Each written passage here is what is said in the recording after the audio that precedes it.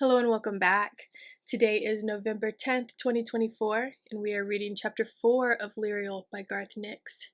It is a rainy, cold, dark, and dreary day today here in Ohio, so I am ready to read. Let's get right into it. Chapter 4, A Glint in the Snow.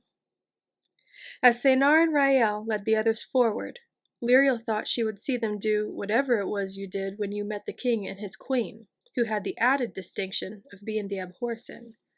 But Sabriel and Touchstone didn't wait for whatever that was. They met Seinar and Rael with hugs, and after pushing up their goggles and removing their scarves, with kisses on both cheeks. Once again, Lirael leaned forward to hear what was being said. The wind was still blowing the wrong way, but it had lessened, so she could catch the conversation. "Well met, cousins," said Sabriel and the king together, both smiling. Now that she could see their faces, Lirael thought they both looked very tired. "We saw you last night," said Seinar, or Rael. Lirael wasn't sure. "But we had to guess the time from the sun. I trust you haven't been waiting long?" "A few minutes," said Touchstone.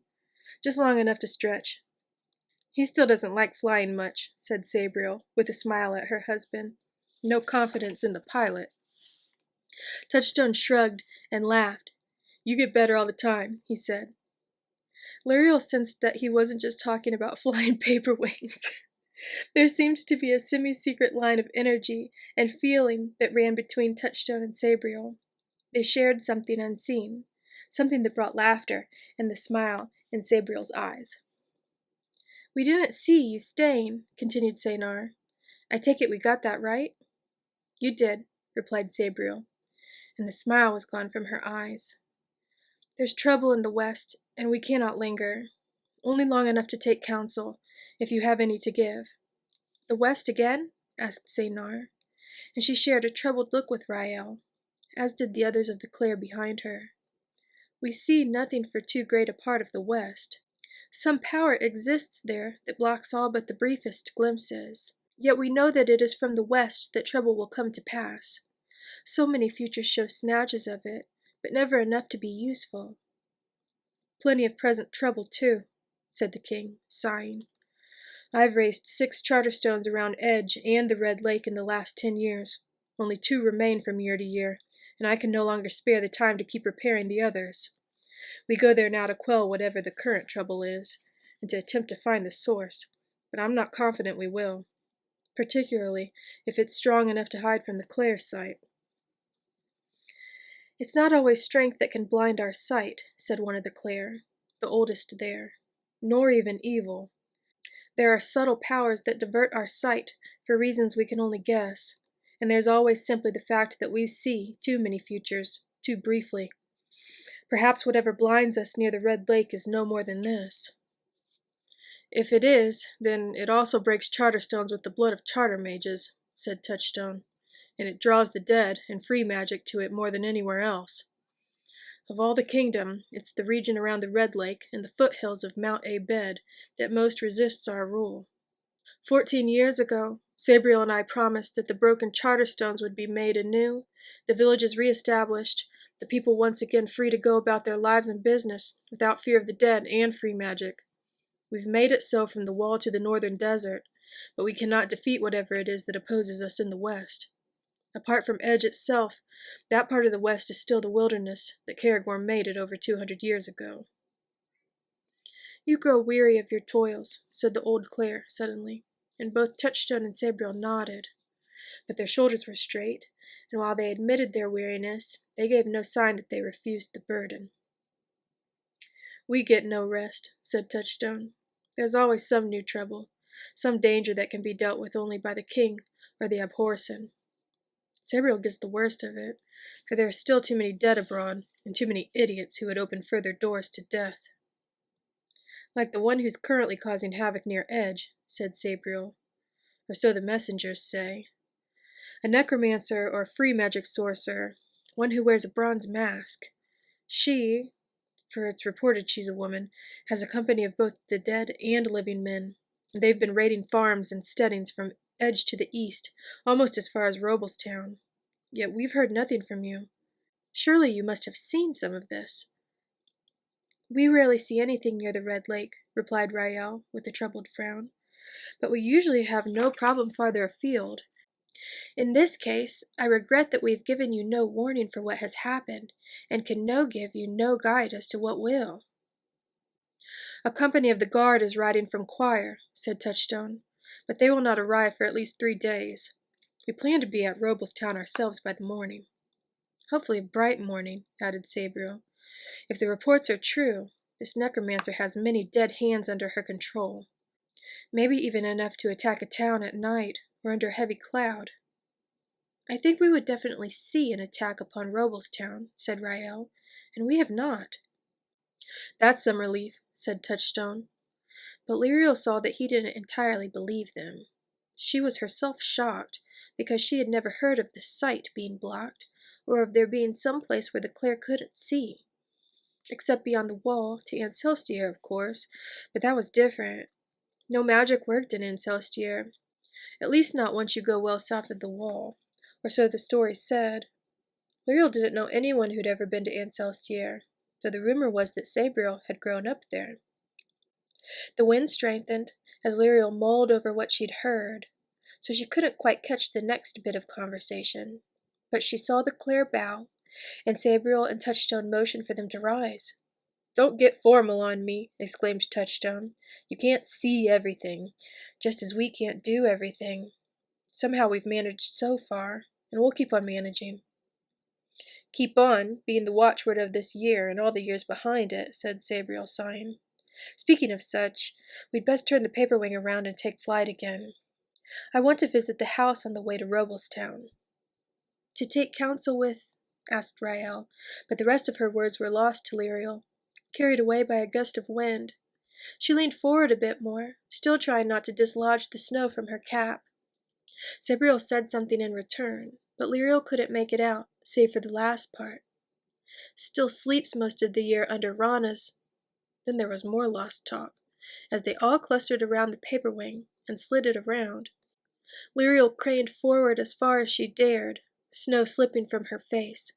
It was infuriating to see them and hear the occasional word, but not be able to understand.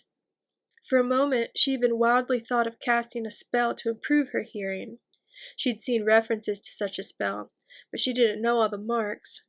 Besides, Sabriel and the others would almost certainly notice charter magic nearby. Suddenly, the wind dropped, and Lirael could hear clearly again. "They're still at school in Ancestier," Sabriel said, obviously in answer to a question asked by Saynar. "They'll be here for the holidays in 4 weeks. If all works out with this current emergency, we might just get to the wall in time to meet them, and we'd planned a few weeks together in Belissaire. But I expect some new trouble will arise that will take at least one of us away until they have to go back." She sounded sad when she said that, Lirael thought. Touchstone must have thought so too, because he took her hand, lending support. "At least they're safe there," he said, and Sabriel nodded, her weariness showing through again. "We have seen them crossing the wall, though it may be the next time, or the one after that," affirmed Rael. "Elamir will look, very much like you, Sabriel."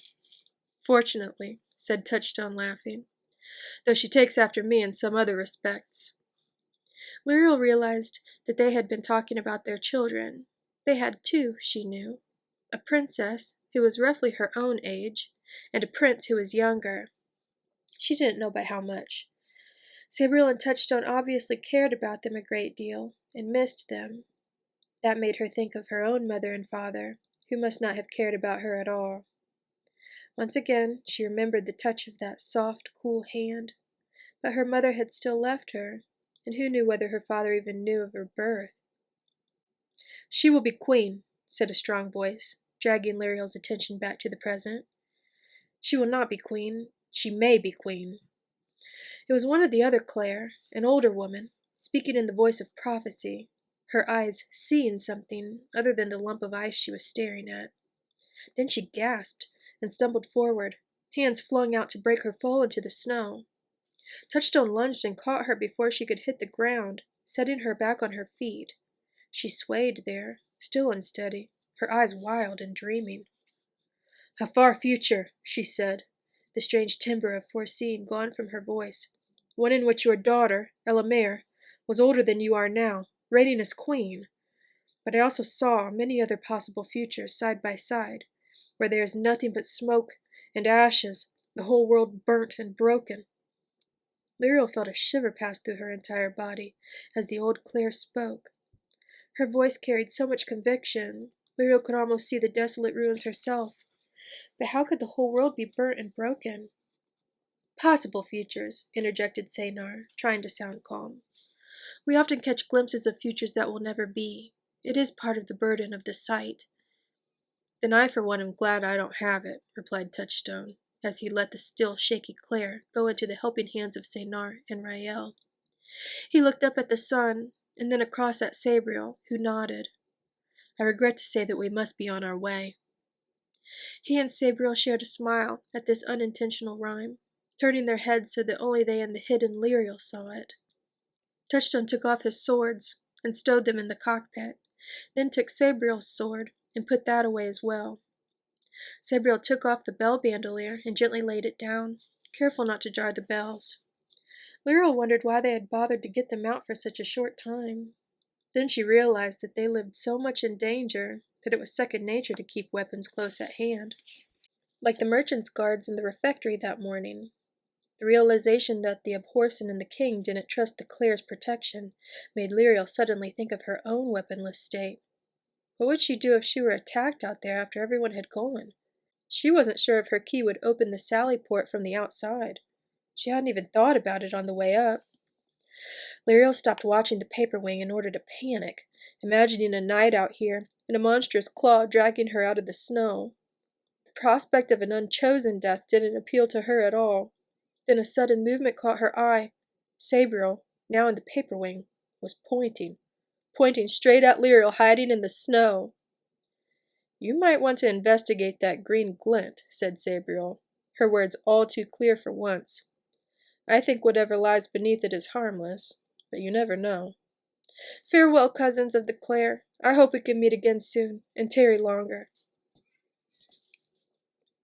"As we hope that we can be of greater service," said Saynar, looking where Sabriel pointed, "and see more clearly, both in the west and under our own noses."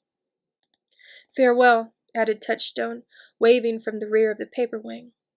Sabriel whistled, a pure sound infused with magic. The whistle rose up into the wind, turned it, and brought it down to lift the paper wing, sending it sliding along the terrace. Sabriel and Touchstone waved, then the red and gold craft shot off the end and dropped out of sight. Lirael held her breath, then sucked air in with relief as the paper wing suddenly soared back into sight. It circled higher, then turned to the south and shot away, faster and faster, as Sabriel called the wind behind them. Lirael watched it go for a second, then tried to burrow deeper into the snow. Perhaps they would think she was an ice otter, but even as she disappeared into the drift, she knew it was no use. All 7 of the Clare were advancing upon her hiding place, and they did not look pleased. That is the end of chapter 4. So I hope that you enjoyed that reading. I will post chapter 5 tomorrow at 8 p.m. Eastern Standard Time. I hope you have a great rest of your weekend. I'm going to try to stay warm and eat something nice and toasty. And I will see you tomorrow night. Take care, and as always, may your magic manifest. Bye.